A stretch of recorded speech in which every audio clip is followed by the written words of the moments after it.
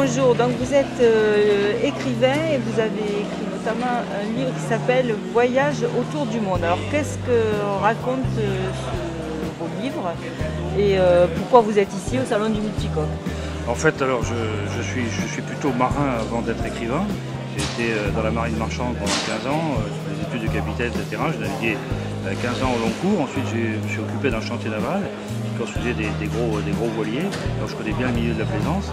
Et en 2009, j'ai souhaité changer de vie et donc on est parti avec ma femme et mes deux derniers enfants faire un tour du monde de 3 ans en catamaran avec un bateau qu'on a acheté d'occasion, qu'on a préparé nous-mêmes et puis on est parti donc faire ce voyage de 3 ans et 36 000 milles autour du monde.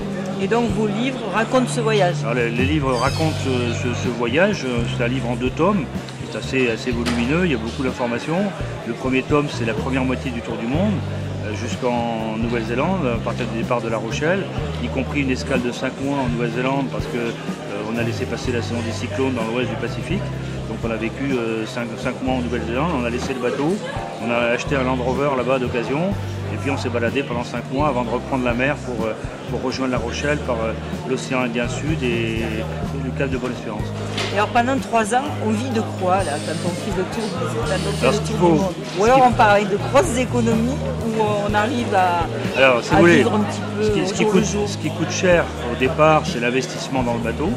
Par contre, après, la vie à bord pendant le voyage coûte nettement moins cher que le fait de vivre avec une famille de 4 personnes, 2 enfants et 2 parents à terre en France. C'est ça qu'il faut bien comprendre. Mais vous ne vivez quand même pas de la pêche? Non, beaucoup, si, beaucoup, mais c'est pour vous dire qu'on a dépensé pendant le voyage 2 fois moins que ce que ça nous aurait coûté de vivre en France pendant la même période.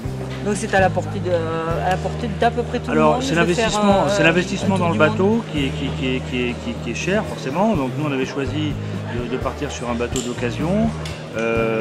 J'ai acheté un bon bateau, c'était mon métier, donc je savais ce qu'il fallait comme outil de voyage. J'ai pas mal travaillé pour le préparer, on était très bien préparé techniquement, donc on n'a eu absolument aucune avarie pendant le voyage. Et finalement, je vous dis, ça nous a coûté à peu près 2 fois moins cher que de rester en France. Par contre, vous devez avoir des petites anecdotes croustillantes. Beaucoup. Le livre en est plein. C'est vrai qu'on a découvert un peu des régions qu'on ne connaissait pas. Moi, j'ai quand même pas mal voyagé, mais par exemple, au Tuamotu, on a visité 4 atolls et un soir, j'ai décidé pour faire plaisir aux enfants, de poser un tramail. On avait un tramail de 25 mètres, un filet, et parce qu'il y avait un petit requin à Pointe-Noire qui leur faisait un petit peu peur devant la cabane qui s'était aménagée. Et le lendemain matin, malheureusement, on avait 7 requins dans le filet. Bon, pas trop gros, heureusement, mais ils avaient massacré le filet. On les a relâchés. Certains étaient morts. Bon, ils ont été mangés par les autres, ils n'ont pas été perdus. Mais oui, des anecdotes comme ça, il y en a plein, bien sûr. Oui, dans le et là, il y a combien de temps que vous êtes rentré?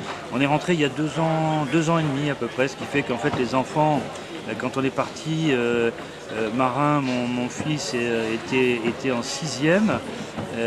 Rentrée en 5e, et Adélie, qui a un an de décalage, rentrée en 6e. Et donc elle, par exemple, elle n'a pas connu le collège. Elle est passée de CM2 à la seconde en rentrant, en faisant les 3 années de... Elle a sauté une classe d'ailleurs à bord pendant le voyage. Ça ne les a pas perturbés du tout, au contraire? Pas du tout. Elle a gagné un an, et en fait, pendant le voyage, ils avaient 17, 18 de moyenne parce que ma femme s'occupait de leur faire les cours. C'est donc des cours particuliers. Ça revenait à peu près à 4 heures par jour au lieu d'une journée complète. Et bien sûr, comme c'est des cours particuliers, ça allait beaucoup plus vite. Et donc finalement, comme ça se passait bien, la 2e année, on les a mis tous les 2 dans la même classe. Donc on a fait sauter une classe à notre fille, et elle a pas fait de 5e, donc elle est passée en 4e et puis en 3e. Non, ça s'est très bien passé. Et là, vous n'avez pas la nostalgie un petit peu? Vous n'avez pas envie de repartir, refaire quelque chose? Si, moi oui.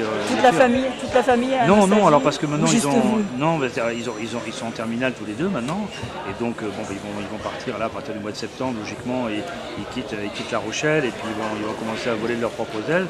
Donc moi je prépare un autre voyage plus difficile sur un autre bateau pour aller dans le Grand Sud.